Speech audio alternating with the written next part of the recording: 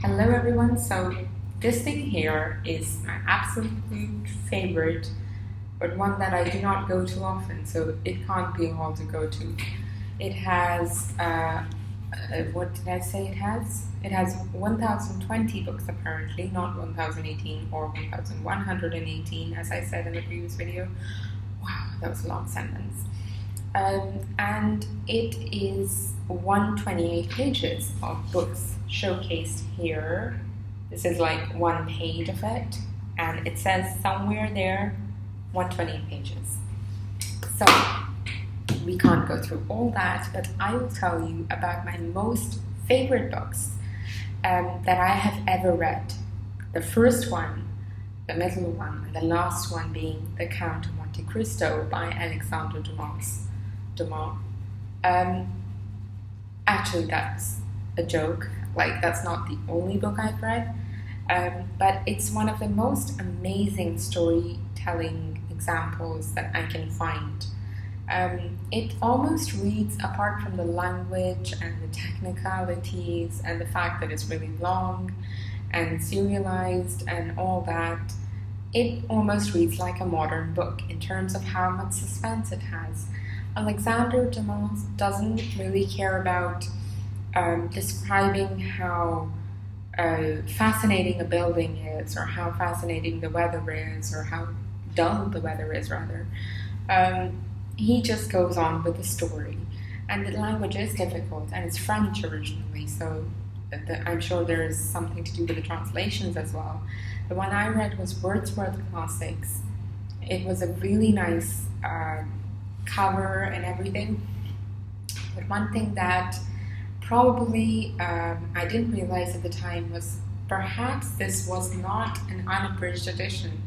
And I hate reading abridged editions, but that's probably what I ended up doing.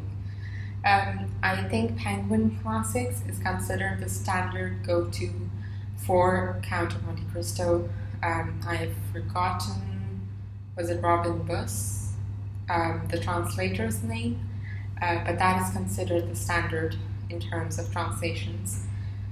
So apart from that, in plays, William Shakespeare is a very, very, of course, go-to, standard, golden writer of that resonates with all time and place and person. There's no introduction needed, really. Then there is a play called The Crucible by Arthur Miller. It's an amazing play. It is so timeless that, like, sometimes events used to happen in like recent times, modern times, and I would say, oh my god, how did he predict that? It was almost as if he had predicted that this book would be timeless. And yeah. And then there is a book called, what do you call it? I'll probably make a second part of this video because I'm just not feeling it at the moment. But there's this book called The Caretaker, and it's probably not the most interesting play, but it won the Nobel Prize, and I can see why. Like, in the way it is written, it should have been boring, but it's really not.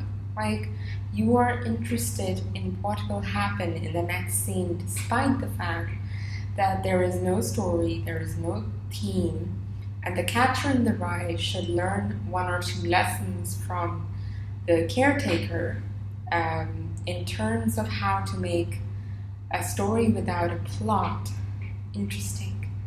There is a plot, rather, even in The Catcher in the Rye, but it's a failure of plot. It's basically about a teenager going about his day thinking how purposeless his life is, which it really is, and how he wants to make our lives purposeless as well by reading the book. That last part I added in case it wasn't clear. So, I am seriously having memory loss, so I'll probably make another video on this. Adios.